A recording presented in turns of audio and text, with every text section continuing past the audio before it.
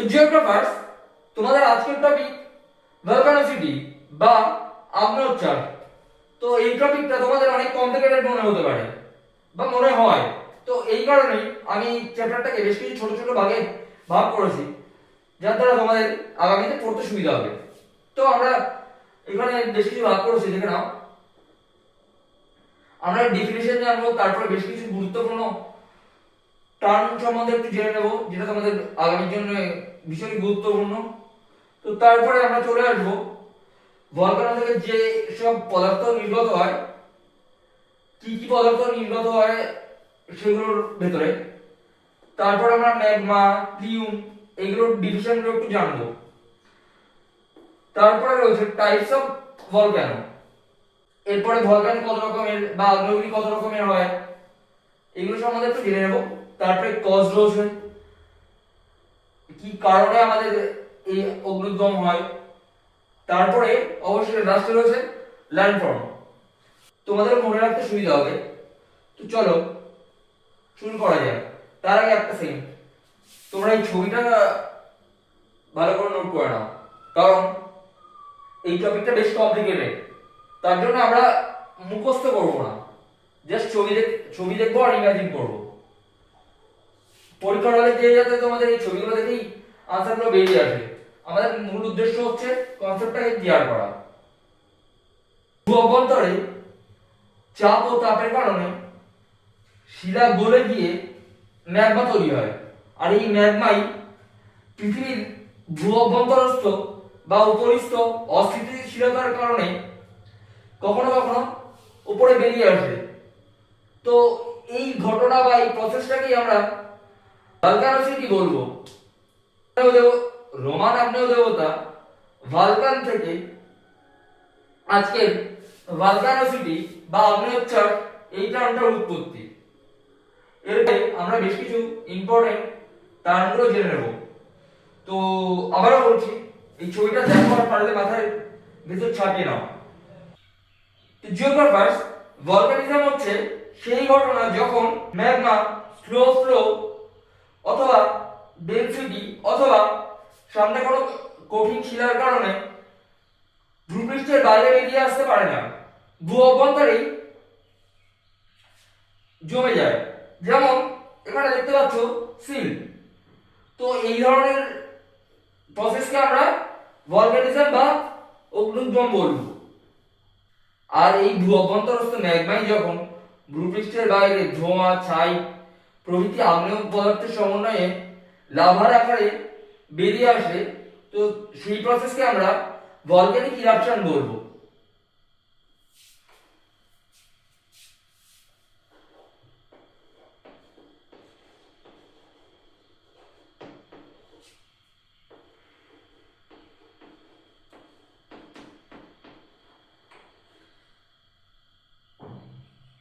ঠিক এটাকে আমরা জাস্ট ভলক্যানিক ইরাপশন বলতে পারবো। তো এরপরে আমরা চলে যাব ভলকানোসিটি বা আগ্নেয়োচ্ছ্বাসে। তো এই আগ্নেয়োচ্ছ্বাস হচ্ছে ভলকানিজম আর ভলক্যানিক ইরাপশনের যৌথ সমন্বয়। এটা ইকুয়াল টু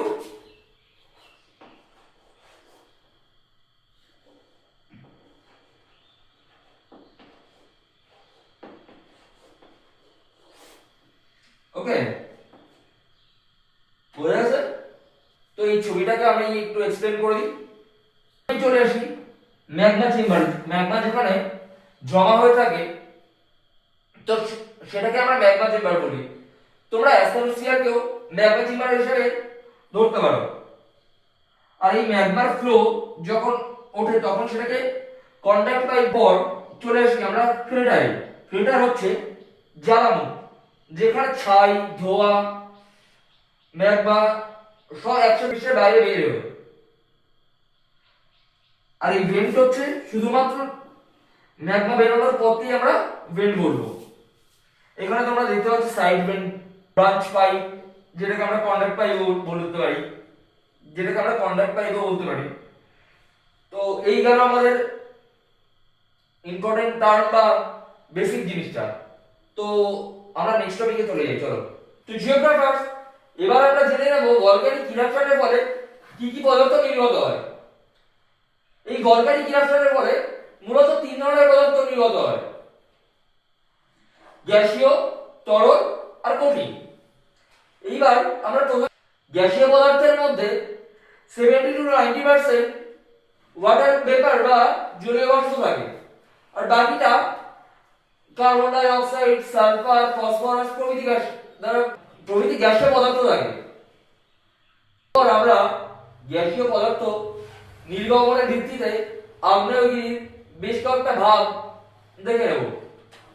তো এখানে রয়েছে, তো এখানে দেখতে পাচ্ছ ধোঁয়া ও জলীয় বাষ্পের পরিমাণ যে আগ্নেয়গিরির থেকে বেশি হয়, তো তাকে আমরা ফিউমারের আগ্নেয়গিরি বলতে পারি।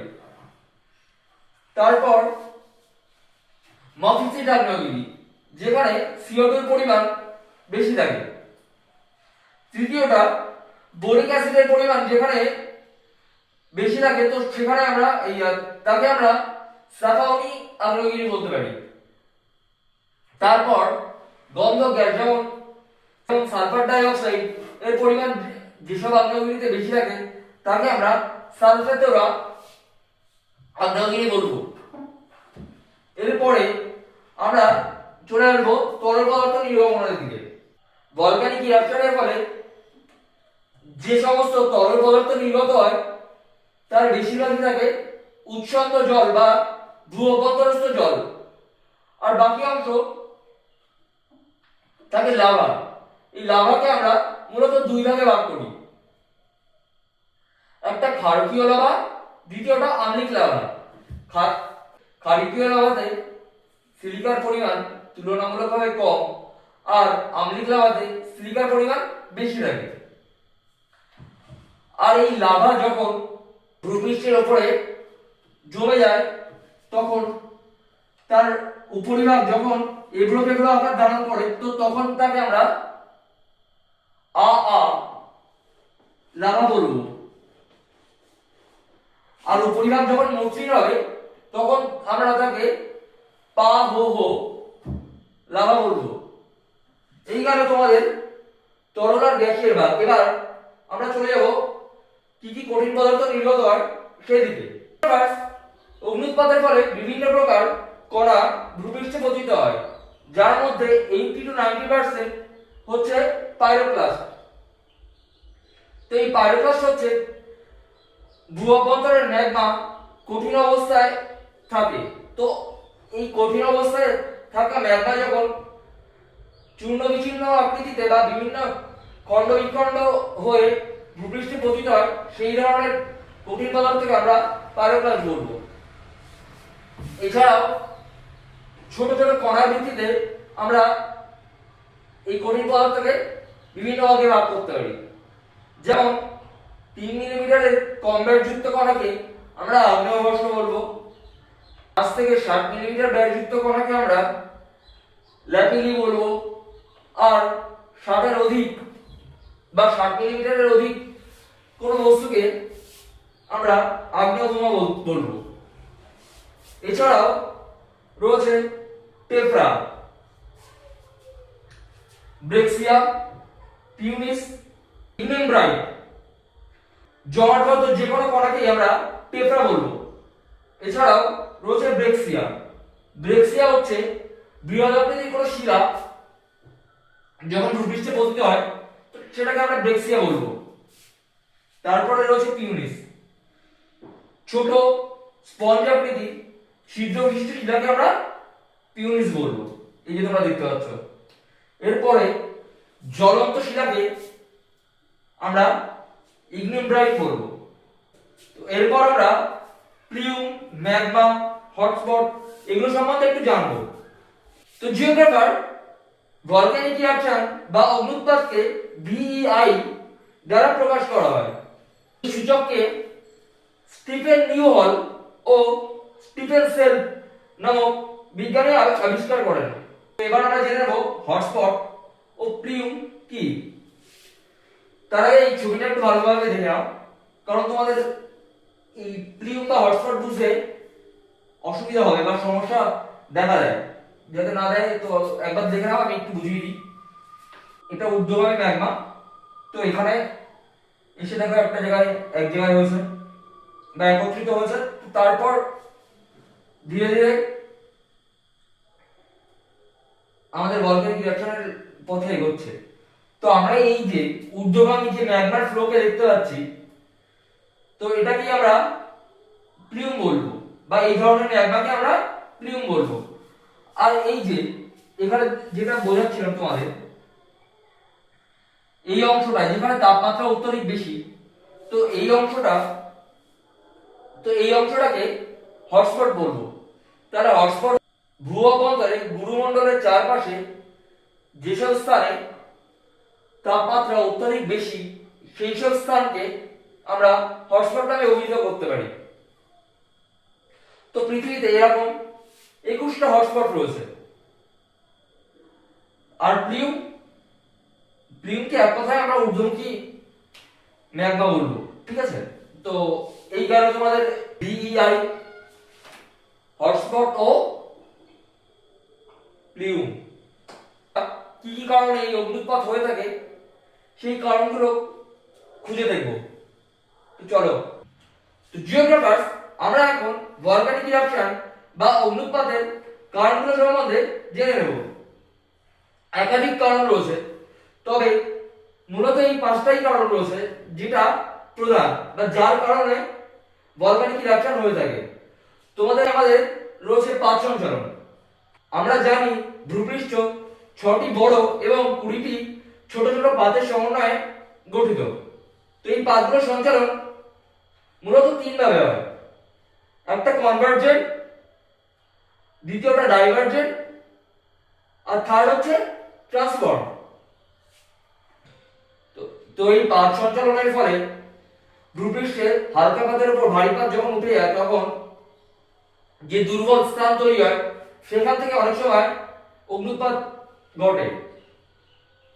আবার দুটি পাত যখন পরস্পরের বিপরীতে সঞ্চালন করে, তখন তার ভেতরে এরকম যে দুর্বল স্থান তৈরি হয়, সেখান থেকে অনেক সময় অগ্নুৎপাত ঘটতে পারে। এরপরে আমরা চলে আসি চাপের হ্রাস বৃদ্ধি। তো পৃথিবী ধীরে ধীরে তাপ বিকিরণ করে সংকুচিত হচ্ছে, ফলে যে উপর থেকে প্রেসার ক্রিয়েট হচ্ছে, তার ফলে ম্যাগমা চেম্বার থেকে ম্যাগমা ভূপৃষ্ঠের বাইরে বেরিয়ে এসে অনেক সময় অগ্নুৎপাত ঘটায়। এটা হচ্ছে চাপের বৃদ্ধি। অপরদিকে চাপের হ্রাস কিভাবে ঘটছে তাহলে একটু দেখে নিই। অনেক সময় বড় বড় পাহাড় বা মালভূমি ক্ষয়ের ফলে পৃথিবীর চাপ যখন হ্রাস পায়, তখন চাপের হ্রাসের ফলে ম্যাগমা উপরে উঠে আসে এবং অগ্নিগম ঘটায়। তারপরে রয়েছে দুর্বল শিলাস্তর। দুর্বল শিলাস্তরের কারণেও আমাদের অগ্নুৎপাত ঘটে থাকে। যেমন এরকম কোন এক জায়গায় যদি দুর্বল শিলাস্তর থাকে, তো এটা ভেদ করে ম্যাগমা লাভা আকারে বাইরে বেরিয়ে আসবে। এরপরে আমরা চলে আসবো ভূ আলোড়ন জনিত কারণে। ভূমিকম্প বা ভূপৃষ্ঠের অস্থিতিশীলতার কারণে অনেক সময় ভূপৃষ্ঠে যে বৃহদাকৃতির ফাটল তৈরি হয়, তো তার মধ্যে অগ্নুৎপাতের সৃষ্টি হয়। তেজস্ক্রিয় পদার্থের প্রভাব, তেজস্ক্রিয় পদার্থের প্রভাব বা রাসায়নিক বিক্রিয়া। থোরিয়াম, ইউরেনিয়াম প্রভৃতি তেজস্ক্রিয় পদার্থ পরস্পরের সাথে রাসায়নিক বিক্রিয়ার মাধ্যমে অনেক সময় ভূপৃষ্ঠের অভ্যন্তরে তাপমাত্রার বৃদ্ধি করে, ফলে সেই সব জায়গা থেকে আমাদের অগ্নুৎপাতের সৃষ্টি হয়। তো এই গেল আমাদের কারণসমূহ। এরপরে আমরা আগ্নেয়গিরির শ্রেণীবিভাগগুলি কি কি রয়েছে চলো একটু দেখে নিই। তো জিওগ্রাফার্স, অগ্নুৎপাতকে আমরা মূলত দুটি ভাগে ভাগ করতে পারি। একটা দমের তারতম্য অনুযায়ী, দ্বিতীয়টা অগ্নিদমের প্রণালী অনুযায়ী। এছাড়াও তোমাদের টেক্সট বুকে আরো বেশ কয়েকটি ভাগের উল্লেখ রয়েছে, তো সে নিয়ে ভাবার কিছু নেই। তো আমি এই ভাগগুলোর মধ্যেই সেগুলো চলে আসে, তাই আমি এর মধ্যে দিয়ে কভার করব। তো চলো শুরু করা যাক। লাভা যে উদ্গীরণ হয়, এর তম্য অনুযায়ী আমরা 3 ভাগে ভাগ করতে পারি। প্রথমটা অবাধ অগ্নুৎপাত, যেখানে লাভা কোনো পাইরোক্লাস বস্তু উদ্গীরণ ছাড়াই ধীরে সুস্থে বেরিয়ে আসে, তো সেই ধরনের অগ্নুৎপাতকে আমরা অবাধ অগ্নুৎপাত বলবো, যেমন মৌনা লোহা।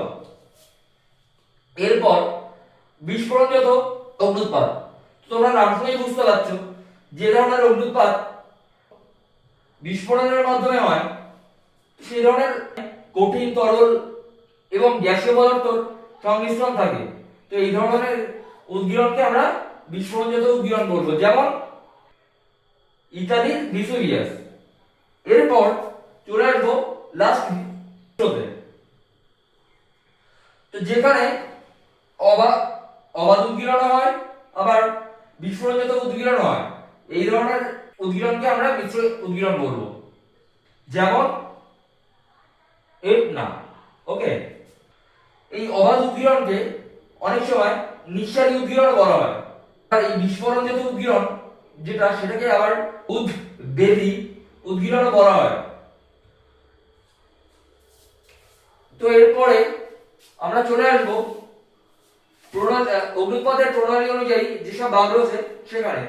তো চলো, প্রথমেই রয়েছে হাওয়াই শ্রেণী। তো এই ধরনের আগ্নেয়গিরি মূলত হাওয়াই দ্বীপপুঞ্জে দেখা যায়, যেটা 1774 সালে প্রথম আবিষ্কার করা হয়। এই বৈশিষ্ট্য রয়েছে, যেমন এখানে ভূজাকৃতি ভূমিরূপ গঠন হয়, তার মধ্যে হ্রদের সৃষ্টি হয়। এর উষ্ণতা মূলত 1100 থেকে 1200 ডিগ্রির আশেপাশে থাকে। তো এই ধরনের আগ্নেয়গিরির উদাহরণ হচ্ছে মৌনা লোহা। তারপরে রয়েছে ভলক্যানো শ্রেণী। এই ধরনের আগ্নেয়গিরি মূলত ভূমধ্যসাগরীয় অঞ্চলে দেখা যায়, আর এর নামটাও ভূমধ্যসাগরীয় অঞ্চলের ভলক্যানো আগ্নেয়গিরি থেকেই হয়েছে। আর এই ধরনের আগ্নেয়গিরিতে আমরা আগে পড়েছি পা হো হো, আ আ লাভা, এই ধরনের লাভা এই ধরনের এই আগ্নেয়গিরিতে দেখা যায়। তো এরপরে রয়েছে স্ট্রংলি শ্রেণী। স্ট্রংলি আগ্নেয়গিরি ভূমধ্যসাগরীয় অঞ্চলের লিপারি দ্বীপে অবস্থিত, আর এর নাম থেকেই এই শ্রেণীর উৎপত্তি। আর এই স্ট্রংলিকে ভূমধ্যসাগরের আলোকস্তম্ভ বলা হয়। তো এরপরে আমরা চলে আসবো ভিসুভিয়াস শ্রেণীতে। এর অবস্থান মূলত ইতালিতে। এটি বিস্ফোরণজনিত আগ্নেয়গিরির উদাহরণ। পরে রয়েছে প্লিনি। প্লিনি ভিসুভিয়াসের তীব্রতম অগ্নুৎপাতের নাম দেন প্লিনি। তো সেই থেকেই এই শ্রেণীর উৎপত্তি। আমরা চলে আসবো পিলিয় শ্রেণীতে। মাউন্ট পিলিতে এই ধরনের অগ্নুৎপাত দেখা যায়। এই ধরনের অগ্নুৎপাত মূলত বিস্ফোরণধর্মী, আর এই লাভা প্রবাহে নুয়ে আদান্তে লক্ষ্য করা যায়। সর্বশেষ রয়েছে ক্রাকাতোয়া শ্রেণী। এর অবস্থান মূলত জাভা সুমাত্রা অঞ্চলে। এই ধরনের আগ্নেয়গিরিও বিস্ফোরণধর্মী, আর এর অগ্নুৎপাত সবকিছু ধ্বংস করে দেওয়ার জন্য এরা। তো সহজ ভাষায় আমরা পড়ে নিলাম। তো এর সাথে তোমাদের টেক্সট বুকে ছিল বিদার অগ্নুদ্গম। এই বিদার অগ্নুদ্গম হচ্ছে, এই অগ্নুদ্গমগুলি মূলত প্রধান জ্বালামুখ দিয়ে নির্গত হয় না। তো এই গেল তোমাদের অগ্নুৎপাতের শ্রেণীবিভাগ। এরপরে অগ্নুৎপাতের ফলে তৈরি ভূমিরূপ সম্বন্ধে আমরা জানবো। জিওগ্রাফার্স অগ্নুৎপাতের ফলে সৃষ্ট ভূমিরূপকে আমরা দুই ভাগে ভাগ করি। প্রথমটা ভূ অভ্যন্তরস্থ বা সাবসারফেস বা ইনক্লুসিভ ল্যান্ডফর্ম, দ্বিতীয়টা এক্সক্লুসিভ বা সারফেস ল্যান্ডফর্ম, যা শুরুতেই আসছে লাভা কোন। লাভা কোন আর কিছুই নয়, যখন অভ্যন্তরস্থ ম্যাগমা বাইরে লাভা আকারে বেরিয়ে আসে, সাথে ছাই, পাইরোক্লাস জাতীয় কঠিন বস্তু, গ্যাসীয় বস্তু বাইরে বেরিয়ে যে শঙ্কু আকৃতির পর্বত বা পাহাড় তৈরি করে, তাকেই আমরা লাভা কোন বলবো। তোমরা এই যে দেখতে পাচ্ছ, এই টোটালটাই হচ্ছে লাভা কোন। যেমন মাউন্ট ফুজি হচ্ছে লাভা কোনের অন্যতম একটা উদাহরণ। এরপরেই আমরা চলে আসবো জ্বালামুখ বা যাকে ইংরেজিতে ক্রেটার বলে। ক্রেটার আর কিছুই নয়, যেখান থেকে তোমার এই ছাই, পাইরেট জাতীয় গ্যাসীয় বস্তু এই সমস্ত জিনিস ভূপৃষ্ঠে পতিত হচ্ছে, তো সেই মুখটাকেই আমরা ক্রেটার বলবো। এর উদাহরণ হিসেবে তোমরা মাউন্ট ভেসুভিয়াসের জ্বালামুখকে বলতে পারো। তারপরেই আসছি ক্যালডেরা। যখন এই জ্বালামুখ কোনো কারণে ধসে গিয়ে বৃহৎ আকৃতি নেয়, তখন সেই ধরনের ভূমিরূপকে আমরা ক্যালডেরা ভূমিরূপ বলবো। তো এই ধরনের ক্যালডেরার উদাহরণ হিসেবে তোমরা মাউন্ট ভেসুভিয়াসের জ্বালামুখকে বলতে পারো। তারপরে আসছি লাভা ডোম। লাভা ডোম আর কিছুই নয়, তোমরা এই ছবিটা দেখো, আগে দেখলেই বুঝতে পারবে। যখন লাভা ধীরে ধীরে ভূপৃষ্ঠে পতিত হয়ে এরকম ডোম আকৃতির শেপ তৈরি করে, তো তখন সেটাকেই আমরা লাভা ডোম বলতে পারি।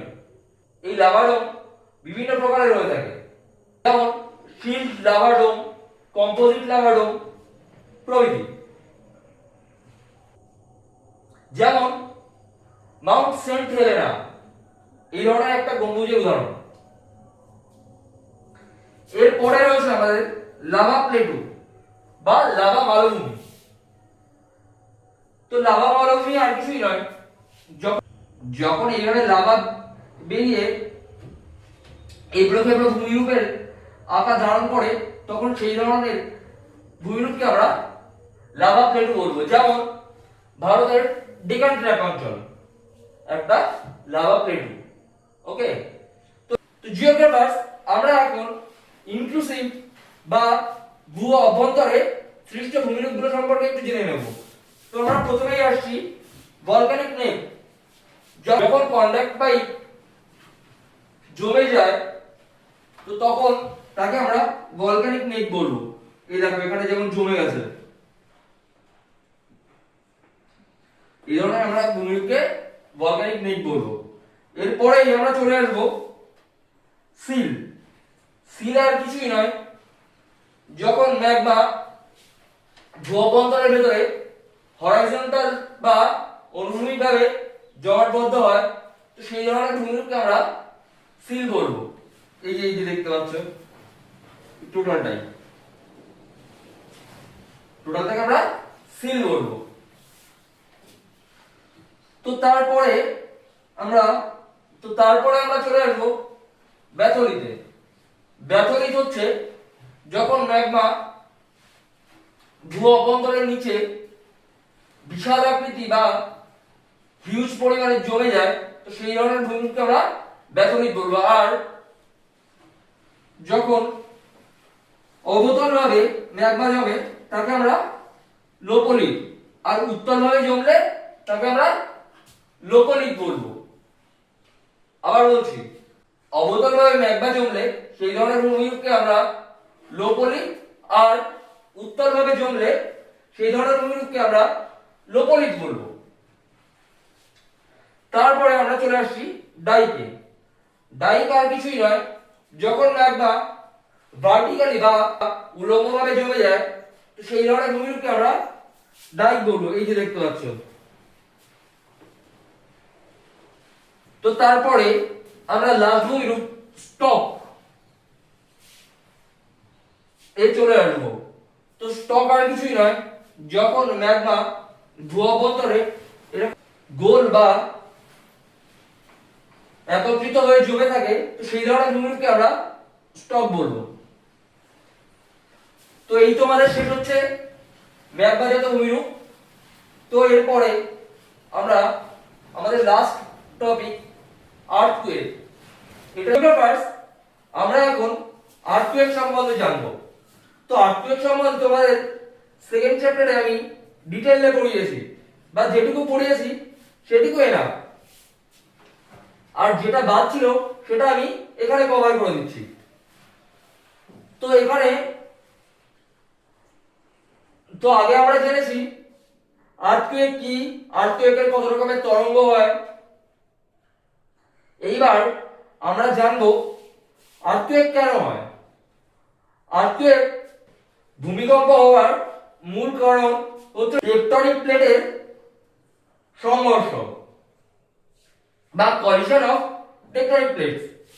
যখন দুটো পরস্পর অভিসারী পাত পরস্পরের সাথে মিশে তখন তীব্র মাত্রার ভূমিকম্প সৃষ্টি হয়। আবার প্রতিসারী দুটো পাত যখন বিচ্ছিন্ন হয় তখনও এই ভূমিকম্পের সৃষ্টি হয়। মূলত 97% ভূমিকম্প এই প্লেট টেকটনিকের কারণেই হয়ে থাকে। আর এর এফেক্টগুলো তো তোমরা জানোই। আর ভূমিকম্পের ফলাফলগুলো তোমরা আমায় কমেন্টে বলবে। আর একটা জিনিস যেটা তোমাদের এক্সামের জন্য ইম্পর্টেন্ট, সেটা হচ্ছে আইসোসিসমিক্যাল লাইন। সিসমিক্যাল লাইন আর কিছুই নয়, যখন মানচিত্রে সমান কম্পন মাত্রা যুক্ত ভূমিকম্পের স্থানগুলিকে একটি লাইন দ্বারা যুক্ত করা হয়, তো সেই লাইনকে আমরা আইসোসিসমিক্যাল লাইন বা হোমোসিসমিক্যাল লাইন বলবো। এই তোমাদের গেল third chapter. Detail note MCQ তোমরা আবার টেলিগ্রাম চ্যানেলে পেয়ে যাবে। এই কিউআর কোডটা স্ক্যান করো আর সাথে জয়েন হয়ে যাও। তো আর যদি কোনো প্রবলেম থাকে তোমরা আমায় টেলিগ্রাম চ্যানেলে পার্সোনালি ইনফর্ম করতে পারো। এখানে মেসেজ করলে আমি মেসেজের রিপ্লাই দেব, যদি সেটা এডুকেশন রিলেটেড হয়। তো এখনকার মতন টাটা। নেক্সট দিন আমি তোমাদের ফোর্থ চ্যাপ্টার স্টার্ট করবো, তো চলো।